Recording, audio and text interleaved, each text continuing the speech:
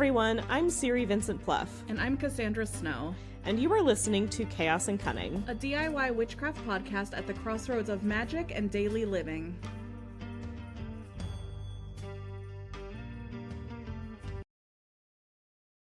Hey everyone, welcome back to Chaos and Cunning. I'm Siri Vincent Pluff.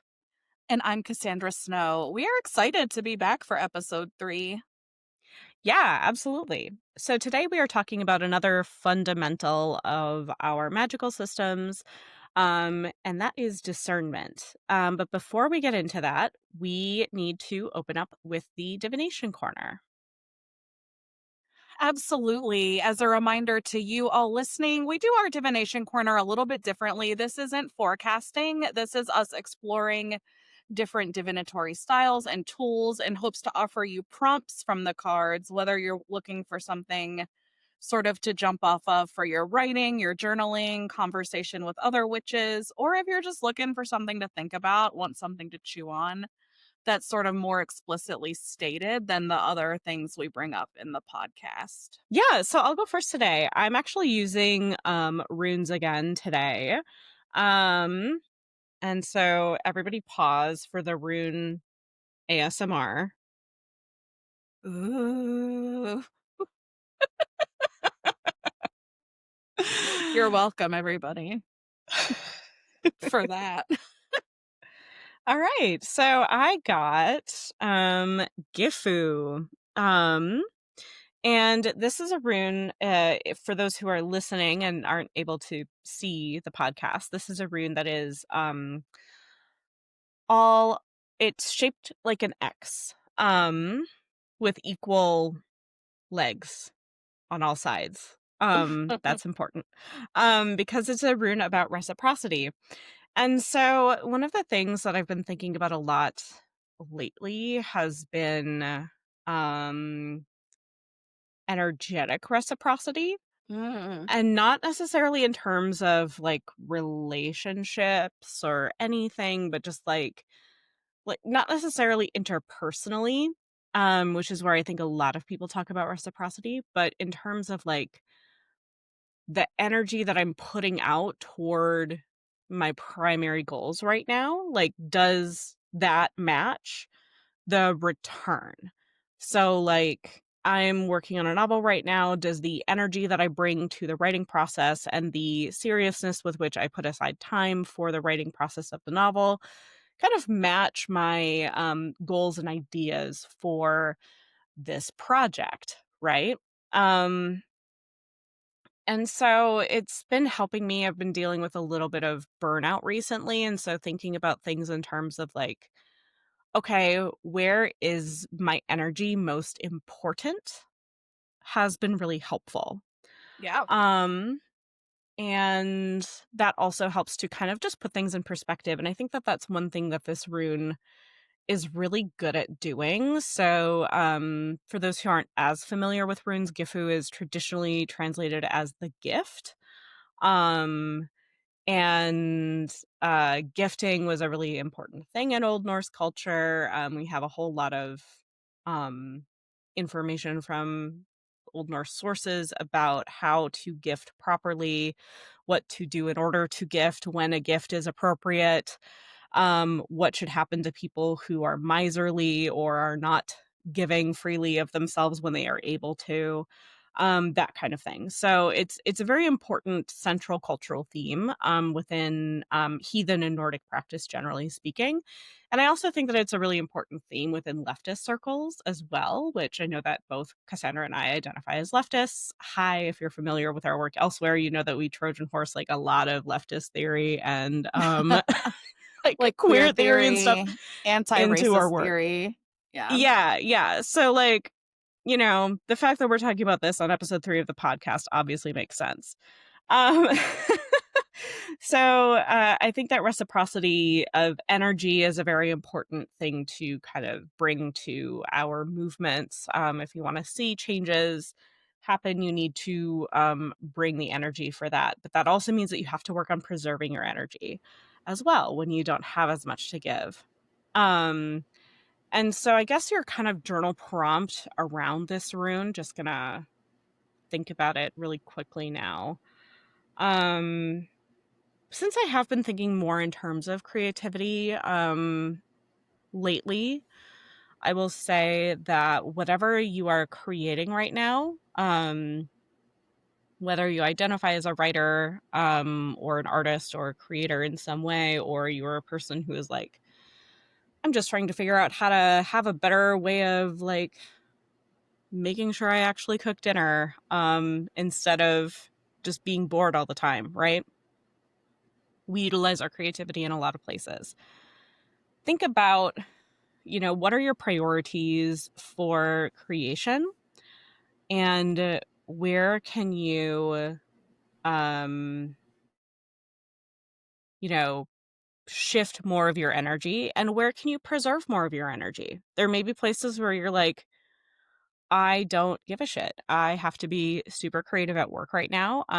And it's really taking a lot of energy. So I don't care that I am eating, the same dinner 3 nights in a row because it's just really easy to make and it's nutritious and it's fine.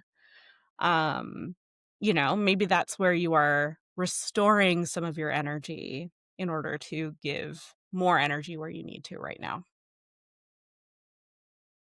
Great. I am using tarot again. I have Tarot of the Cloisters, which is sort of stained glass at church inspired, like stained glass windows.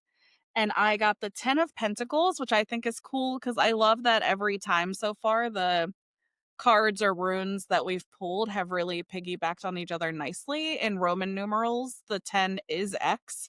So it has a lot of those same ideas. And then I think with Pentacles, an overlooked part of Pentacles, I think sometimes, is that they do and can also represent the human body. And when we are talking about energy, we are talking about sustaining energy. Like when we were talking about body energy, we are talking about how do I get up for work every day this week, not just, hit it hard Monday, Tuesday, and be a lump by Wednesday.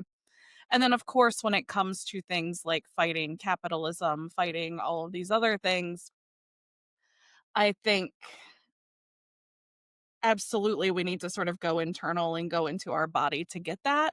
And I love that a lot of these really positive, lovely tarot cards a lot of times sort of offer bargaining or promises, which we talked about more last time because we had pulled the devil and we talked about how much I love that one and how much bargaining is involved, things like that. But I love that sort of the promise in the 10 of Pentacles here is if you work on sustainability, then the output is that you will be able to have the things you want, whether it's just a better week or a better world.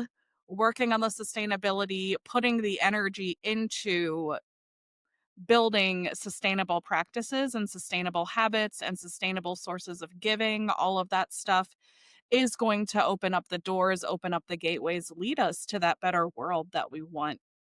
And so I would say our prompts today, Siri had you sort of going into what does your energy exchange look like right now? Where is it reciprocal? Where is it not?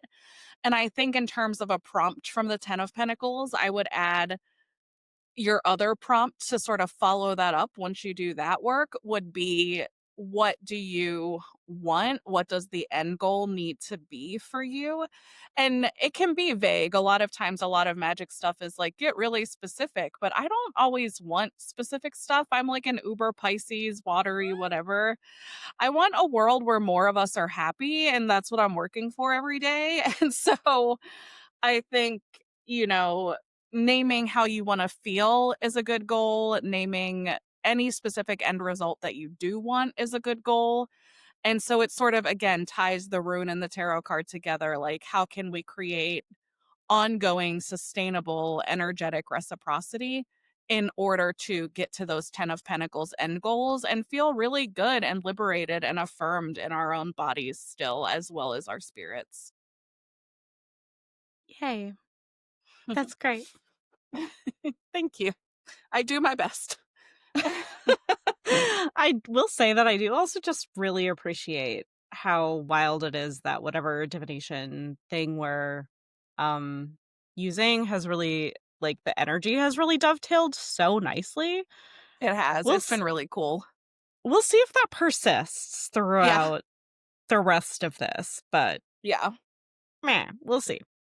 Yeah. Um, Well, let's just get into today's topic, which is magical discernment. And before we jump into it, I do want to say that we're specifically looking at spiritual discernment today from a pagan, paranormal, occult perspective. And the reason I say that too is when I first came to witchcraft communities, occult communities, coming from sort of a harmful religious background, I was kind of like up in arms that people were still talking about spiritual discernment because growing up in sort of evangelical ish faiths, there's very much a feeling of, or not even a feeling, but they outright tell you like spiritual discernment is anything that brings you closer to following the word of God to the letter, and anything else is a lie. And that's what the discernment is for.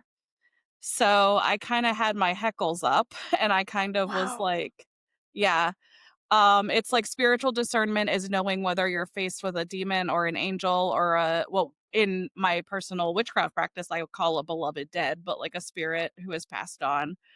Um, but it specifically is like, it's very rigorous, like, if this person is leading you away from following the biblical law, then that is a demon or a spirit that has been corrupted, and otherwise it's an angel. And so it's like discernment is the gift of seeing those entities at all in that faith. But it's usually referred to as something that brings you closer to quote unquote the law of the Bible or of God or whatever. That is so wild and bonkers, and, Yeah. like, Yeah. nobody has ever told me that, and so this is okay, pagans out there, this is why we need to have, like, conversations with people who come from very different backgrounds from us, because here I've just been talking about discernment for the last, like, 20 years, not understanding that there was this, like, whole other thing going on with that Yeah. term. Oh my god, that's so fascinating and weird, and yeah, oh my god. Okay, so thank you so much for that. Well, I was gonna say too, luckily I also come from a very nerdy background. Yes, I lived in the South, but I had the kind of mom who was like, you're going to college no matter what, kid. So it was a lot of like, it was a lot of reading and studying and things like that that teenagers should be doing. So it's not like I didn't know other definitions for discernment. So I was able, and certainly I used it in, writing for school or anything like that too. And so I think for me, having the academic understanding of discernment, which is just being able to tell good stuff from bullshit, sort of helped me kind of smooth over that sort of disconnect I would have otherwise had. and that is much closer to how we are using Yeah. the term discernment today. Yeah. Um, so what we're more so talking about is when you are, maybe you're doing divination, or you are, in ritual and you are hailing, a spirit, and you hear maybe something back. Like, how do you know whether or not you can trust that? How do you know, um, how to, bleh. How do you know if you can trust Mhm. it? How do you know if, you know, sometimes our brains just tell us things. Um, and that I think is really a challenge, right? I think that it's really important. So we're going to be talking about how we develop discernment, what it is, and like, I don't know. I think a lot of it also is discernment to me is also very much like, how do you stay grounded even though you are very much in this world of magical thinking? And so some people might have their hackles raised a little bit when I talk about magical thinking in terms of, the occult. But what I'm really saying here is like, okay, like, we're fucking weirdos. Um like, we believe that the pictures on our tarot cards are telling us things because they are, right? Mhm.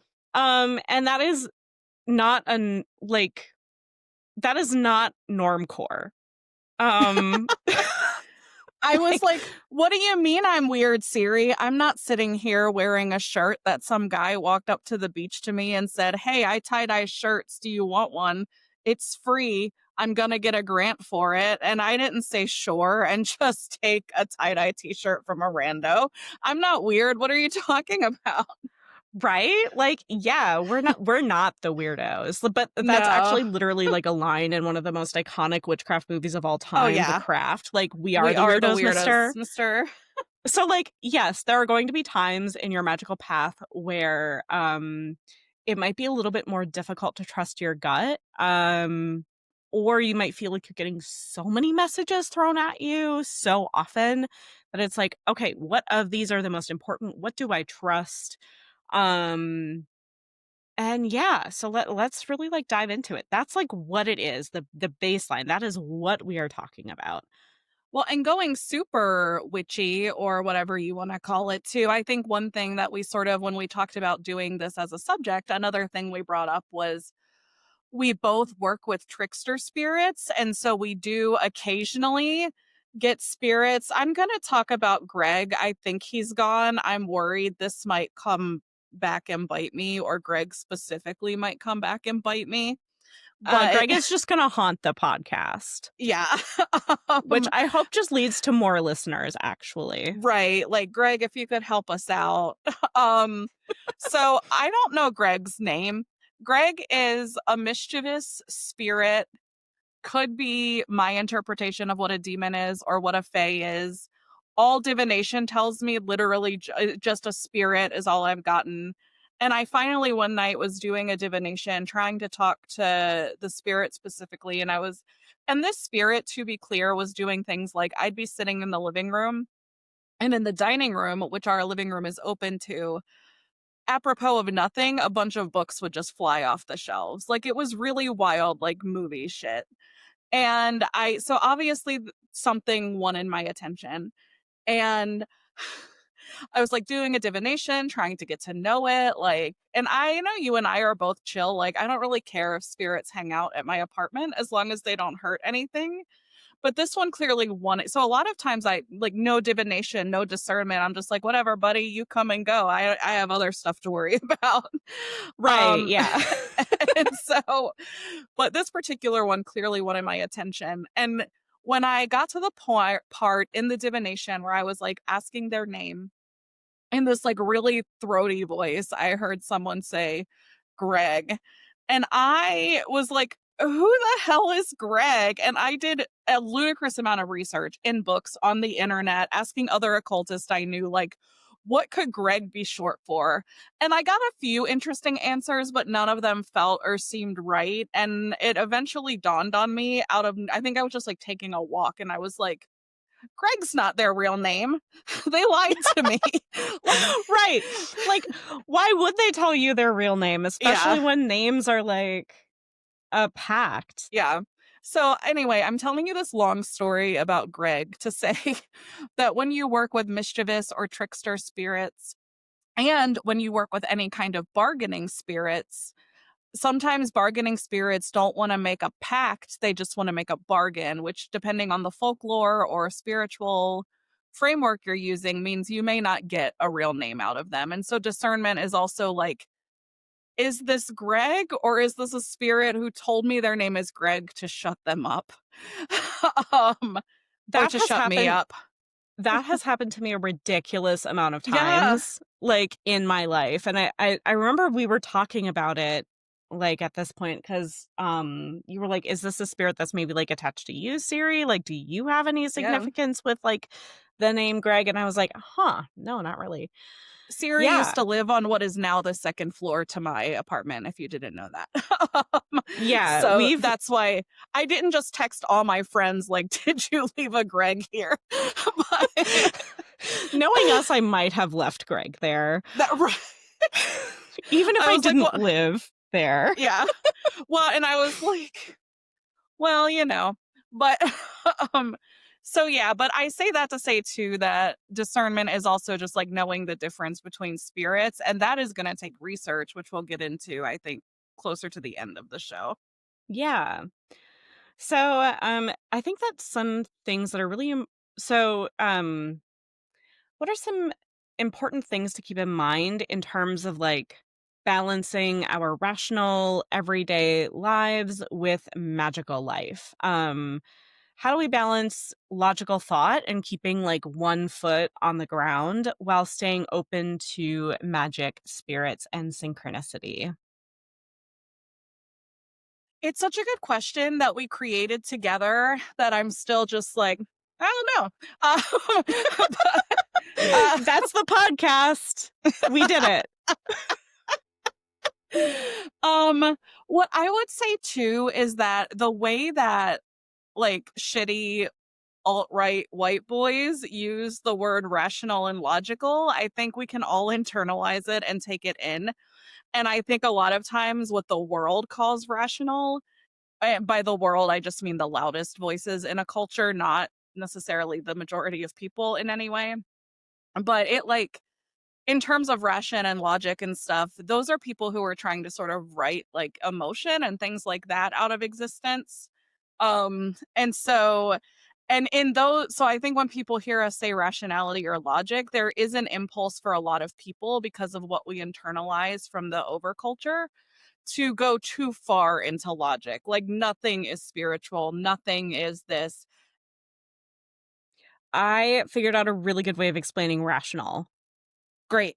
in terms of how we mean it. So, like, okay, it's like, for me, it's like, what is the plausible deniability? What is the level Yeah. of plausible deniability in this thing? So, Greg is pulling books off of your bookshelf. Um, I know that this happened probably like multiple times, right? Like it wasn't Oh just yeah. one time. But if it only happened one time and it was only when like somebody else in the apartment was moving really heavy furniture around, or, like, Right. banging on the wall behind the bookshelf, it's like, okay, well, plausible deniability is like, this is probably not a spirit, like, it probably is some kind of, like, physics thing that happened, Right. and, like but we can also go too far into writing off those experiences.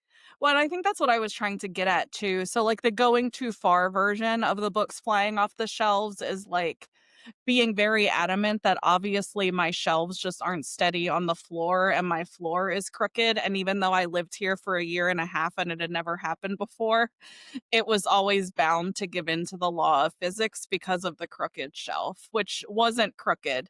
Like, Right, well, and didn't you know that, like, on that specific day, there was a sun flare, which would have pushed, like, a massive wave of particles off of the sun and, like, pushed the books off your shelf? which to me is so much more out there than just like, yeah, maybe a spirit happened. Like, and I think Right. you, well, and I know that anytime you and I are giving each other just like life updates and there's spirit work involved, we're always like, yeah, I think I've been working with the spirit, or I invited the spirit that I think is here. I think it's a sort of one way that occult community, especially people that are femme or AFAB or both, uh, I don't it's like everyone wants to talk down to us and explain logic and rationality to us, like we're just silly, we don't know anything. It's also not we're not setting this stuff in stone. We're not saying like, "Oh, I for sure have a spirit." Like, I'm like, "Oh, hey, this is probably a spirit, and here's what my years of witchcraft practice tell me I should do about that." So, Right. It's kind of like it goes it for the in the spiritual life, like, it has to go both ways. So, like, the sun, like, magnetic wave, whatever, blah, blah, blah, might have actually happened. However, it's not likely. right.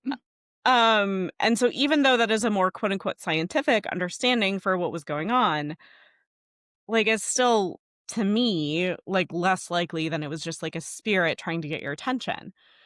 Well, and I think too a way that I sort of balance that idea of like science but also just like logic and rationality is well, in wanting to call the so sort of my unexpected thing because I am probably more skeptical than people would think or expect. There's a lot of things that even my clients see and tell me that I honestly have that like knee jerk reaction of like, sure, Jan. Um and like, like I hate saying that. Please still come to me for readings. That's like but like I am I am skeptical, and I think but one way that I sort of balance is, okay, have I gone too far into logic to the point that it's no longer logic, and now that is pseudoscience? Like, what am I looking Mm, at here? So, I start there. yes. Um, One thing to keep in mind with this stuff too is like you can um maintain curiosity. I was gonna bring up some of the stuff from our first couple episodes too, and curiosity is a big one. Like what if both things were true? Yeah, And that can happen. yep. Another thing that I, really appreciate, and this is, really important. So, um, I'm gonna go on a tangent, but we're gonna get Do back to it. this. Do it. Two ADHD besties on a podcast together. What could go Killing wrong? it. Killing it. So especially in the era of TikTok where people are putting out um, information that may not be super well vetted. We've got AI providing us Ugh. with, bullshit, frankly. Um, like responses to people looking for, answers and information about spiritual matters. And we're living in really extreme times too. I think that can push people really far into needing some kind of outlet or needing to recognize certain patterns that may or may not be there. And so what I'm trying to get at is that there is a trend of um like spiritual delusion Yes. that you can see. So um I see it a little bit more often with like, and this is probably my bias coming through because I know that this absolutely happens in like the crunchiest, crustiest, like, trad craft community, but, like, I absolutely see this happening really often in, like, new age spaces where you're trying Yep. these, like, major manifestations or something like that. It was that woman that went viral on TikTok, I think it was even last year at this point, like, what is time? It's all melding together, but she had, like, blonde dreads, and she was, like, rapping about how all the, like Oh god, yeah. yeah, she was, like, rapping about how, like, all the world is moving in her favor, and she can, like, you know, she, like, cured her kidney disease with her brain or something. I think that that was, like, one of them, right? And so, like, that was a very clear example of this person is suffering from some kind of, spiritual delusion, even if they're just trying to, manifest these things. Um and they don't, like, mean it, like, it's still Mhm. kind of dangerous to put that out there in Yeah. that way. Um, and so, like, I think that it's really important when you are doing spiritual work to have a firm handle on your mental health. Oh, yeah. Um, and As I'm best you s can. right, exactly, as best you can, like, and I'm not even saying, like, "You gotta have it all under control, bestie," like, no, it's more like, hey, if you're interested in dabbling in these kinds of things, have some kind of outlet, whether that is your journal, whether that is your therapist, whether that is a friend or someone who can kind of reel you back in, that can help you be like, hey, hold up. Like things are maybe getting a little bit beyond, you know, your control. Like you should maybe pause for a while. um, I've talked about this before, and I'm not remembering where, but I know that I've talked about this probably with students for sure. About how if you're doing very unwell, it may not be a good time for you to be practicing magic. Yeah. And that can be both, if you're physically ill as well, like you maybe like magic can be exhausting. And so if you're dealing with a lot of illness, your mileage may vary, but it may also be taxing.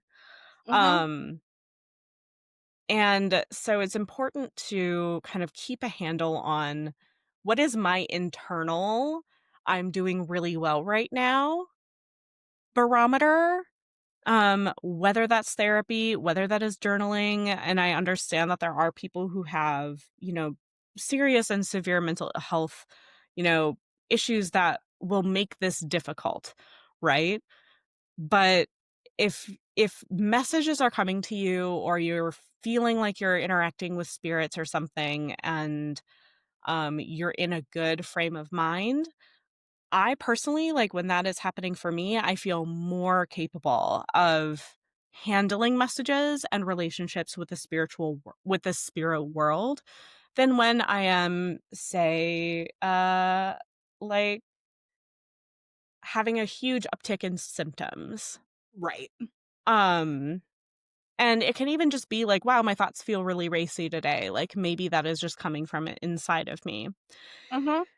And that's also one of the ways that I think we both experience clairsentience, which Mhm. is when you basically just know things that you shouldn't know. It Yeah. just like kind of comes into your head.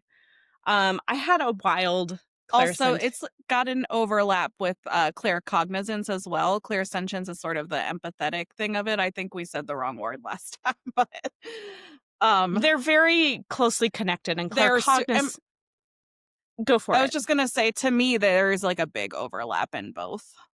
Yeah, and often people who are claircognizant will be clairsentient and vice versa Yeah. too. So I had a wild thing, um, which was so I'm a planner girly. We're currently in planner season, which is where a We lot of, are. like smaller or not even smaller, but like kind of boutique planners, etc., are releasing their plans for the next year, releasing their products for the next year, doing a lot of like showcasing and marketing of their products. And I follow Hobonichi. And last week I rolled over. First thought in the morning, I was like, "Oh, Hobonichi is revealing their Moomin collaboration today." Mm, I had not actually been following that. Like, I didn't yeah. know. Like, there's not like a list anywhere of like when the different collabs are being announced because that's part of the fun. Guess what? The Moomin collaboration launched that day. I I will say I had a similar but sort of more heartbreaking thing where a bunch of stuff in a row happened like this, but the one story I can remember from that time is I'm in a group chat with a bunch of people from one of the 2 colleges that I attended. I'm actually in group chats for both, but only one is in this story. And there's someone that we none of us really knew anything about the fact that he had fallen sick. We all had just talked to him, thought he was doing as fine as anyone is in these times. And a friend in the chat was like, "Hey, has anyone heard from so and so?" And in my gut, I just knew he was gone. And he wasn't at that point, but he ended up passing a couple days later. And I was really shaken up. I used to do stuff like that all the time as a kid, but um as an adult and because I have specific outlets for my intuition and things like that, it's been less of that. But it was just like I woke up feeling weird that day and that person asked that question and I just knew. Um and then at first I was like, okay, good, it wasn't intuition. He's just in the hospital. It's just this. He's going to be fine. But like and that was the prognosis in the beginning and then that ended up not being true. Yeah, and that's like I feel like we hit the like, wow, this is a really like it doesn't matter at all kind of level of claircognizance or clairsentience, I'm not sure which, to like, wow, this is like a really devastating and, like the complete opposite side of the spectrum. Yeah, Just in and those I two think we've both stories. had both, yeah, and all the Yeah. in-betweens. Yeah, for So, sure. I think too, when we're talking to sort of connect what we're talking about, balancing sort of logical thought while staying open to magic, spirits, and synchronicity, um, there's a lot that goes into it. I think a lot of it is knowing how you are intuitive and knowing how you're not, and knowing which types of your intuition can be trusted the most and which maybe less so. If I get a gut instinct, for example, I very often don't listen to it because, and I'm like not here telling y'all not to listen to your gut, but I have a lot of really intense anxiety that also lives in my gut. And when I have that sinking gut feeling, my brain just immediately goes into panic mode. All the people who could be gone, all the people who could be injured or sick or mad at me or whatever. Um, and so I think that's sort of what you were talking about.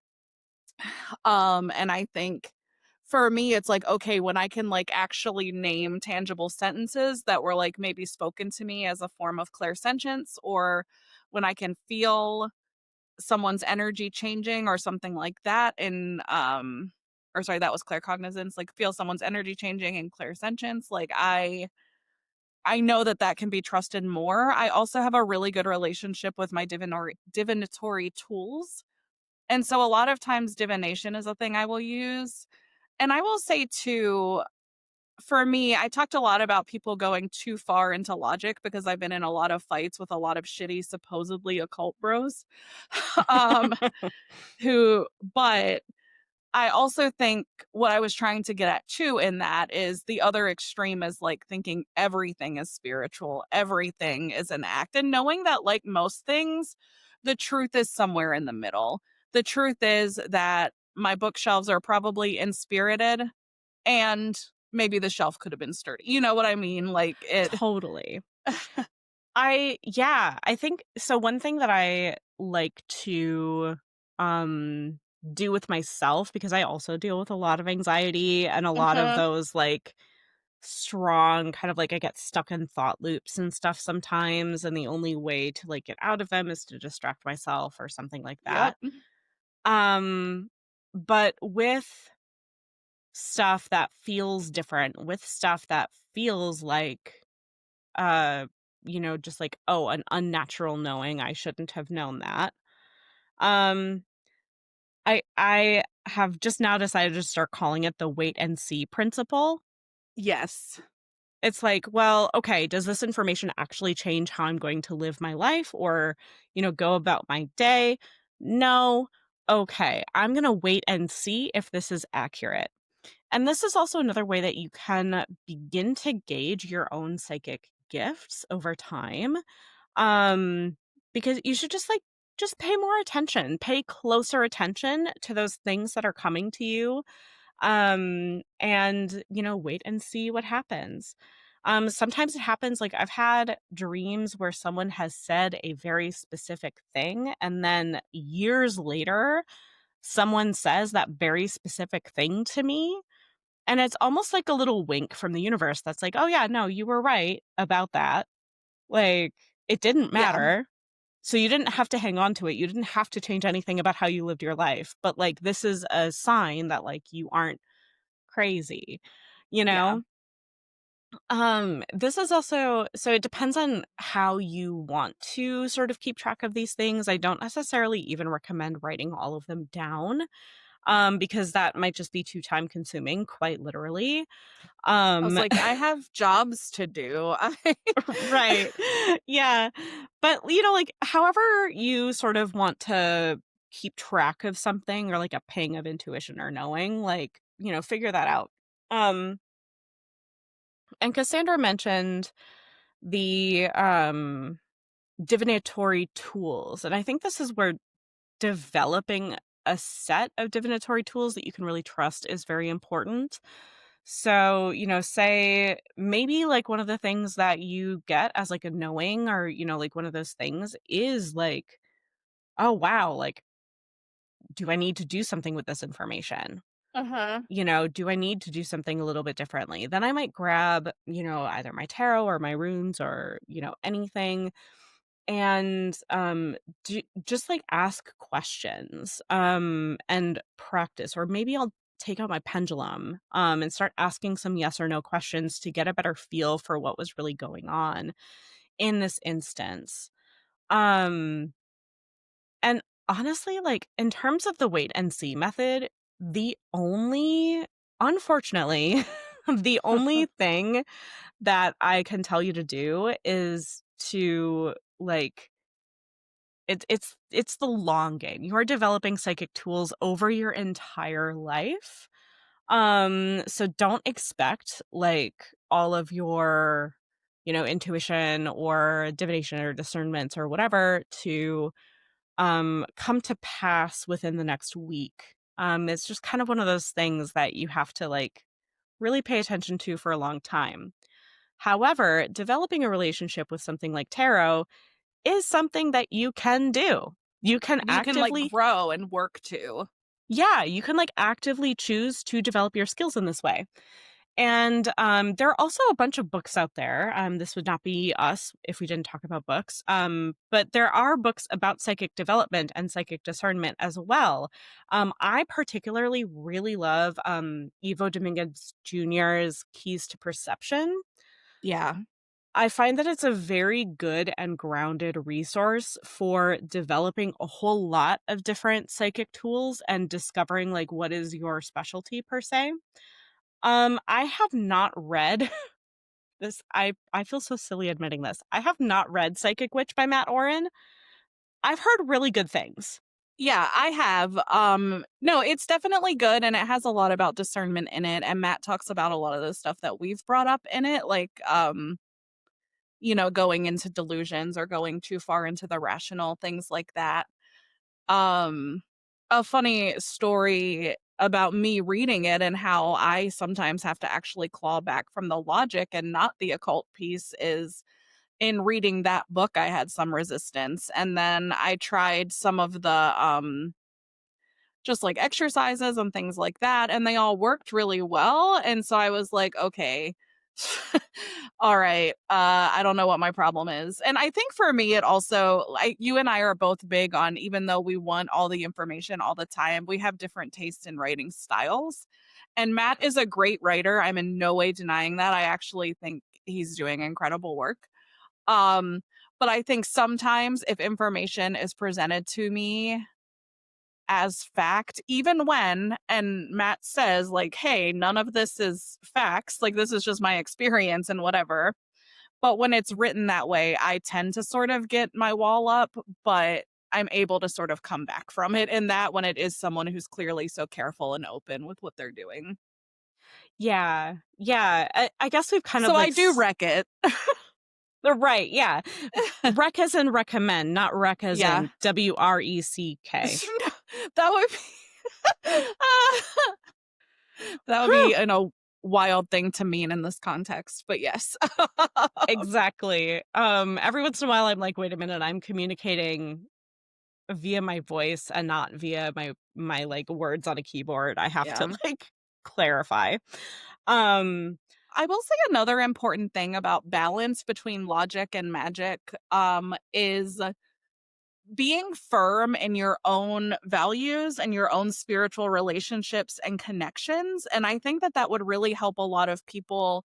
So when you were talking about the person who was, like, convinced the universe was working in her specific favor, I think for me, my value is so much in community, so much in collectivism, so much in, you know, if I'm shining, everybody's gonna shine, like, and I believe in that so fervently that I know if were to start having, like, delusions of, like, "Oh, actually, I'm the special one," like, to me, that's sign number 1 that, like, "No, I'm not, and this is not a real spiritual message that I'm getting."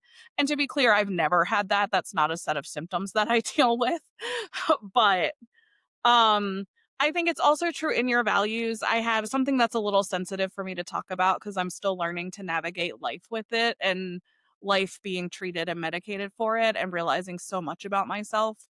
But I got diagnosed with obsessive compulsive disorder in my late 30s. And looking back, I'm just like so shocked that it did not come sooner. And I sometimes get mad at how much more it would have helped me to know and sort of have appropriate treatment.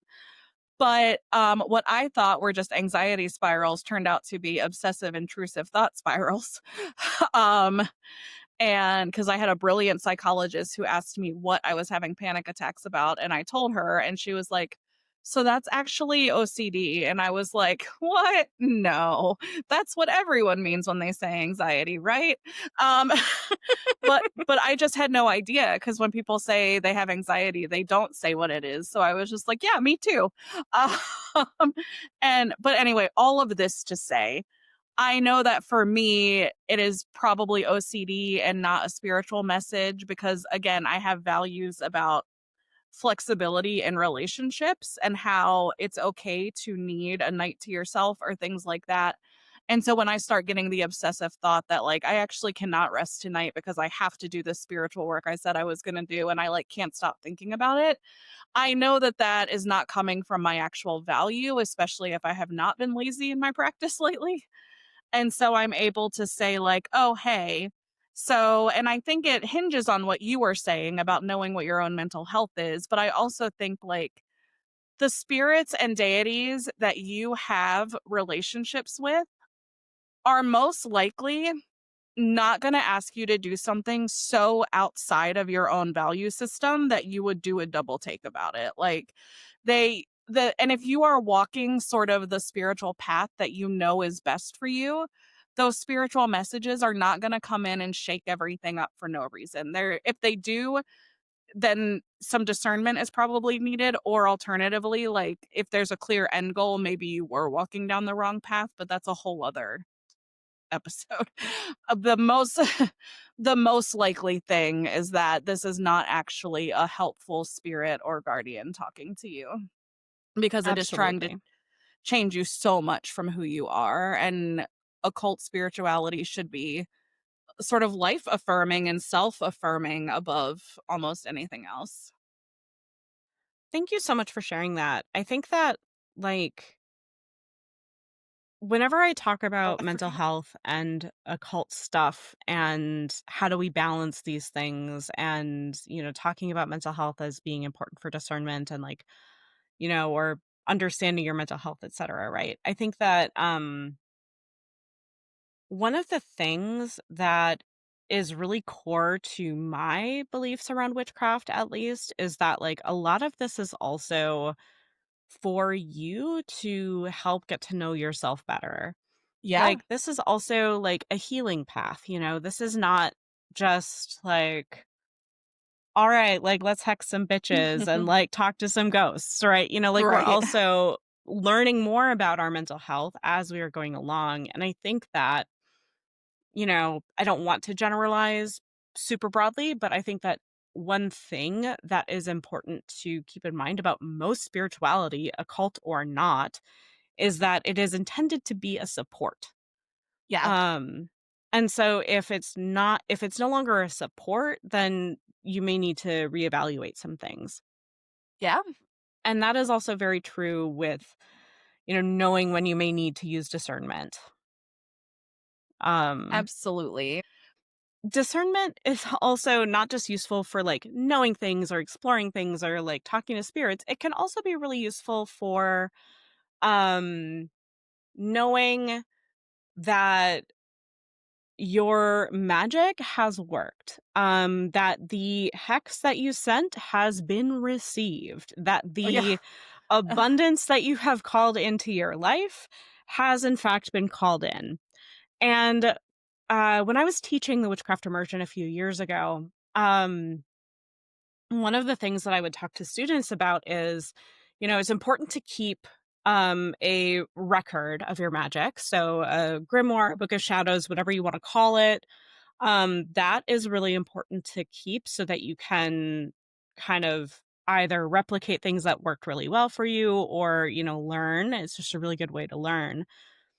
But I also advise students to keep like at least a half a page in whatever their grimoire looks like for results and tracking results. And that was really huge for me.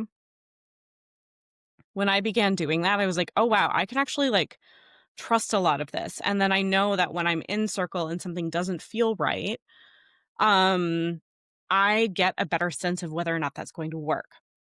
And here again, we're going to want to use a mix of, logic and magical thinking. Like, we don't want to discount the magical side of things entirely. So say No. I find it really easy to talk about money magic just in terms of like examples. So I'll just talk about that because it's a really clear, like, did you get the money? Yes or no kind of Right. thing. Um, so say you're, job searching and do a spell to get a job. Um, and 3 months later, you do. Um, did the magic work, or did you just apply to and interview at enough places that you finally got a job? And the answer is yes to Yeah. both of those things, right? Yeah. Um, and so sometimes I'll know witches who place like time constraints around spell work. I've heard that this is particularly useful in, well, honestly, job searching. If you're like, fuck, I'm going to run out of money and savings at this point, so I need a job by this point, like you might want to build that kind of magical timing into your working. But also in things like court cases, like Yeah. court case influence and stuff like that. Nothing on this podcast should be taken as legal or medical advice. I'm just going to put that out Ever. there. Ever, Yeah. never, never, never, never. Um, but I do know people who do that kind of working. So, um, writing in kind of like a timing aspect of it can help you to both bind the magic to when you need it to work, but also help you discern whether it was magic or luck or whatever that brought the outcome about. And also, not everything is going to be terribly results based, but Yeah. I do find that tracking results in magic has helped me trust myself so much over the years. Um, and that it applies even when, like I get a weird result, or the result like isn't exactly what I thought it would be, or what have you. Yeah. No, I agree with all that. And I think too, as we sort of segue into our final official subtopic today, which is how, if you're, you and I are speaking as seasoned witches, how do you develop this in the beginning, especially when I was really torn between like, oh, I'm wanting to deconstruct all of this stuff I came from while also learning something new. A, I don't recommend doing both at the same time. That is not what I would tell someone trying to do both. Um, but B, and both are ongoing things that you're gonna do. Like at some point you will be doing both, but the trade-off feels different. So anyway, all of that to say, the longer you work with this stuff and develop discernment, the more honestly that sort of the rational and the magical kind of run together. Like if I try a wacky spell ingredient to just see if it amplifies my spell or works at all, and the spell completely like falls apart, doesn't work, the candle catches the petition on fire, like whatever, like I'm like, "Oh, okay. So I used too many flammable things," which is the logic piece, and this is not how my spirits wanted me to approach this spell. So, it does end up being both, and I think that you start learning how rationality is a different form of intuition. It helps us sort of process and sort things as we go through life, and so the longer you do it, you develop a skill base, and I think now I believe so strongly in the power of belief, but I also believe so strongly in the power of sort of my strongest spirit allies that, hey, did this spell work because I know that cinnamon works really well for money magic for me? Or did I just luck into this thing like Siri said about the other situation? Like the answer is both. Like, you know, when we're talking about logic and rationality here, we're also talking about learned knowledge. And people have been studying and noting spell correspondences forever. And if you have a set of stuff you work with a lot, that gives you room to play and experiment and learn to discern what works for you and what doesn't. And I think that that's really important too. Yeah, totally. And again, I think that we've already kind of like circled this topic a lot throughout the course of this episode. Like, develop a divination practice. Develop these more long-term projects, like the wait and see sort of principle, or those things, like have a way of like, whether it's just noting it in your head or making a quick note on your phone or writing it in your grimoire or something, like have a way of tracking these things so that you can be like, oh wow, yeah, okay, cool, that really did work. And the other thing too is just I think it's so much of it is in mindset, which I'm realizing as we're talking about in this episode, right? Like there are specific literal tools that we can use. So, a pendulum or something like that. Like I might use a pendulum to help me figure out, like, is this spell ingredient going to be really good for me at this time? Like, Yeah. as I'm writing this particular spell or ritual or whatever. Um, or I might just be like, all right, we're gonna see. It's fine. Um, and having that clear vision and way that you think about things, and the way that you approach magic with sort of like one foot on the ground, but also recognizing that magical things can happen. Because you had already mentioned the power of belief.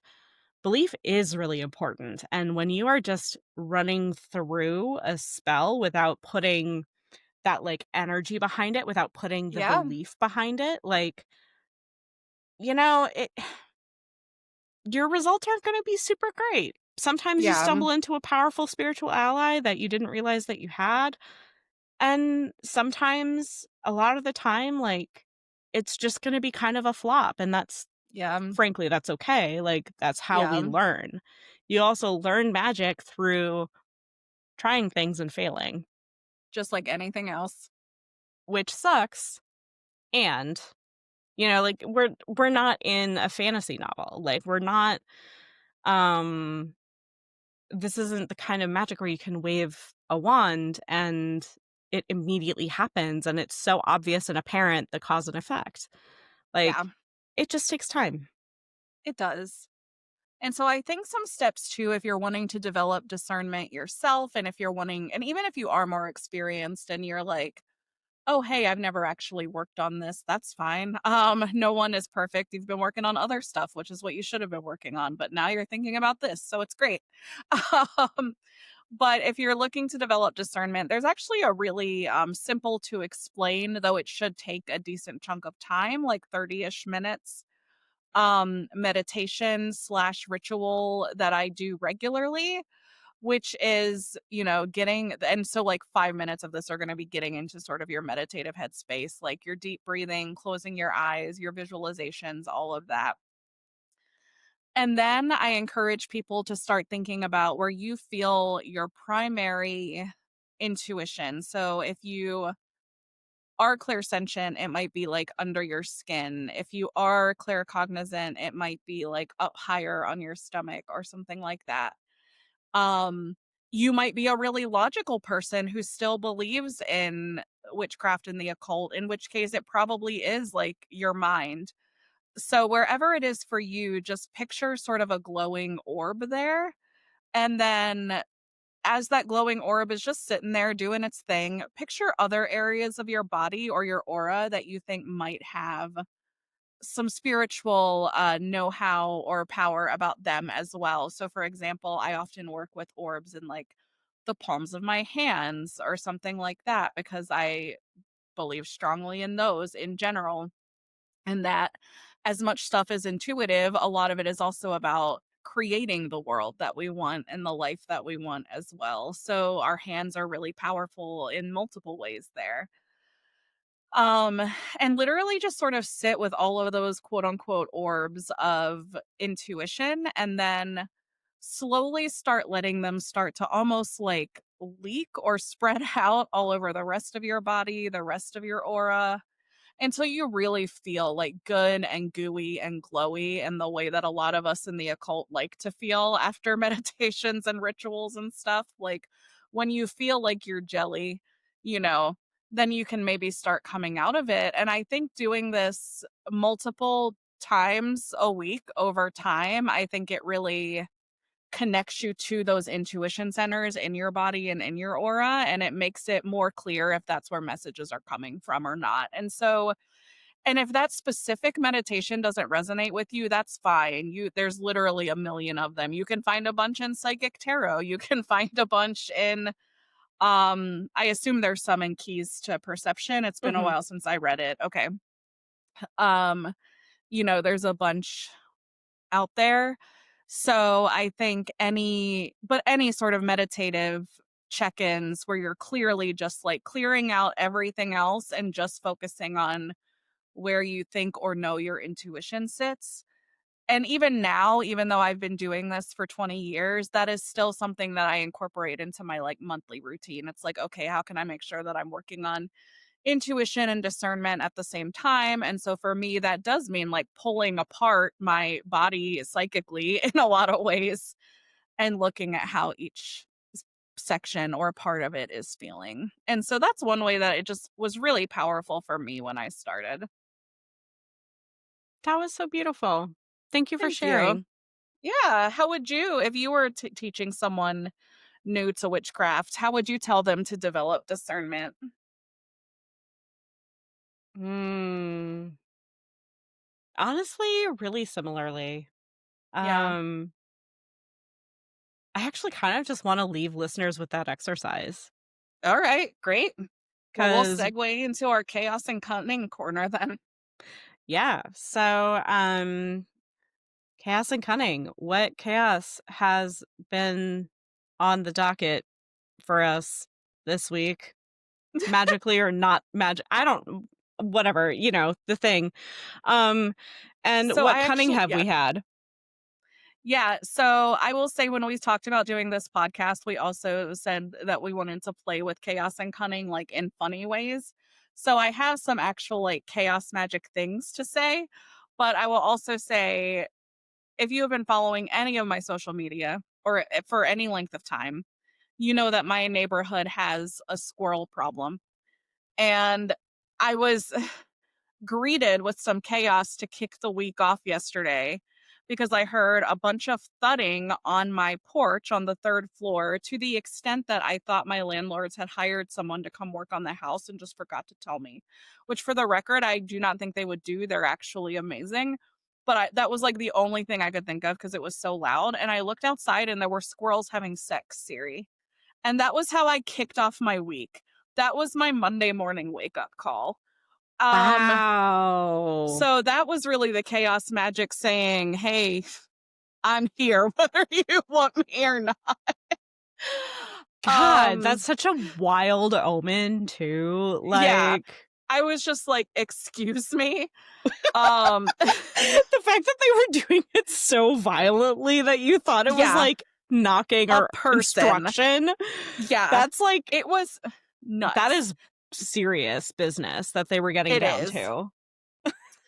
In terms of actual chaos magic, I'm sure I could have worked with that energy in some way, and I chose instead to freak out about it and text my landlords like they could do anything about. They can't do anything about that. Like, but but if anything goes wrong with the house, my immediate thought is like text them. Siri and I are also good friends with them. It's one of those like living situations, and so my first thought was like I must text them the thing I'm horrified about in the house. But anyway, my actual chaos magic, I finished in the time since recording episode 2 and this one, I have finished This Is Chaos, edited by Peter J. Carroll. So my chaos magic, and I bring this up specifically because I think it's so important because you are forever studying and learning in your spirituality, regardless of what it is. And I learned a lot in This Is Chaos, like a lot, a lot. And so really what I've been doing since finishing it over the past couple of weeks is doing some of the recommended practices or using things I learned there to tweak my practice to do what we just talked about earlier on this episode, which was seeing what works for me and what doesn't. And because some of it was meant to be longer and over time, I won't actually know that for a while. It feels really good when I'm doing it, and that's something we didn't talk about, but I think magic should feel good when you're in the moment most of the time. And so, and like that in itself is magical, right? That you have a few minutes in this super messed up world right now to just feel really good and hopeful. Like that alone is very magical. But all of that to say, um, yeah, I'm honestly my chaos magic does not sound chaotic because it's like practicing and discerning and being trying to get good at certain elements of it. Maybe that's your cunning too, though, Yeah, yeah, because you're probably. practicing. I Yeah. am. Well, and I am still using a lot of my animus stuff. I'm getting back to morning basics like journaling, grimoire work. I'm using my journal slash grimoire as more of a commonplace book these days too. So it's like taking a lot of notes out of, for example, This is Chaos. So I have it to refer back to.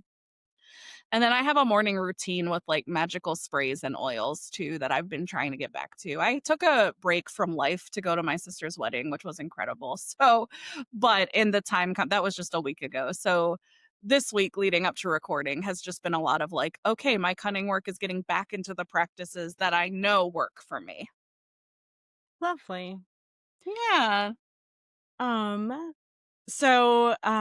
my cunning is pretty short, in that I am, I we're as of record we are recording this the week before the Salem Witchcraft and Folklore Festival, Yay. which is when I will be in person with a lot of cunning folk and witches and stuff like that. So I'm kind of brushing up on some of those skills, and revisiting some old I've been revisiting so much lately. I feel like that's been my cunning for the last couple episodes, but really truly like I am looking through old grimoires and stuff like that.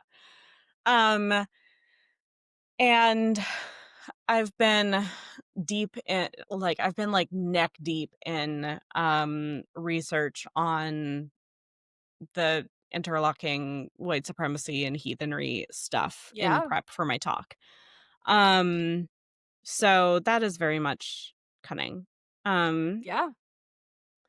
as for chaos, I this is so on theme for this episode. Okay, so this is a story that ties back to when we were talking about how spirits don't always give you their correct name. Yeah. So, I work with Loki, which should be fairly obvious considering everything about me that you have learned even in this episode. Um, but across the podcast so far, it's like, ah, yes, you're a queer heathen who is very invested in laughing. You're Yeah. obviously into Loki, right? So I actually have been like kindling a relationship with Loki more so in recent years than I'd ever had before. Um, and like It's it's been funny. It has been fucking hysterical. So, I've had this thing where I've kept seeing this, like, spirit or, deity or whatever, and with long red hair and, like, very classically dressed like Bridget from the Celtic pantheon. And Mhm. because of some other things in my life, I was like, "Oh, wow, maybe, like, Bridget is reaching out to me." But something felt kinda off about it. And I have a student who works with Breed, um, and as Shay pronounces it, um, and so I got this thing like I was even at the level where like I found a St. Patrick rosary and I was going to swap out the crucifix for a Bridges cross for myself to use to like get to know her. And I found a beautiful like art like candle wrap that was all Bridget. Yeah. So beautiful, right? This bitch was not in fact Bridget. And I found this out through doing Ouija board with some friends, and we were all like, "Oh, we're so excited to do the Ouija board, but we don't know, like, what questions to ask." So I basically was like, "Huh, okay. Is this deity really Bridget?" And it pointed to no, and then I asked, "Okay, well, who is this?" And it literally spelled out Loki. So, like, Loki has been showing up for me in drag as Bridget. And I was That's like, "Okay. amazing. Wow, I guess I'm, reviving my practice there." And actually that's really funny because Loki is pretty heavily associated with the dog days of summer, when Sirius and Yeah. Regulus are in the sky as they are right now. And Mercury has been retrograde. So it's all just this like perfect little bow of like, "Oh, we're going to get up to some Loki and mischief." Um that has been my chaos. Well, now my chaos, a flaw I have as a person Oh is that god, okay. is that I'm a relatively jealous friend, and this one is kind of a joke one, but I'm like, "Really? You did Ouija board with someone else when I brought a Ouija board to your slumber party themed open house and we didn't do it. Okay, to be fair, this was at Mystic South and you were not there. That's fair. I was not. I thought that Unfortunately, it would have been yeah, great if you were. yeah. Well, another flaw I have as a person is I sacrifice things without actually talking to the people I'm worried about impacting. And I was convinced that my co-parent would not want me to go to Mystic South, and instead of ever bringing it up to them, I just didn't go.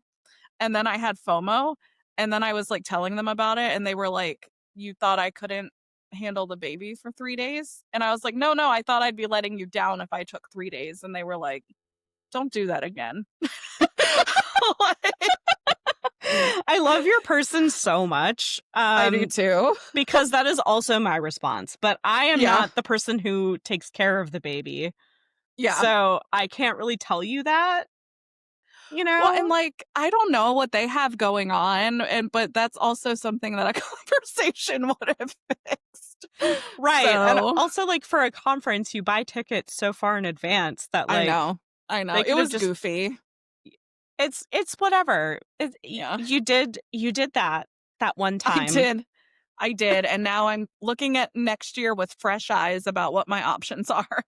Yeah, Well, thank you everyone for listening to today's episode. In our Discord servers or wherever you're interacting with us, let me know or let us know like what you're thinking about in terms of discernment, tips that have worked for you, and I will see you on the web. thank you. Bye. All right, everybody, that is our show for today. Thank you for listening. Now it's time for you to go be the chaos you want to see in the world. And create the cunning you dream of. Bye.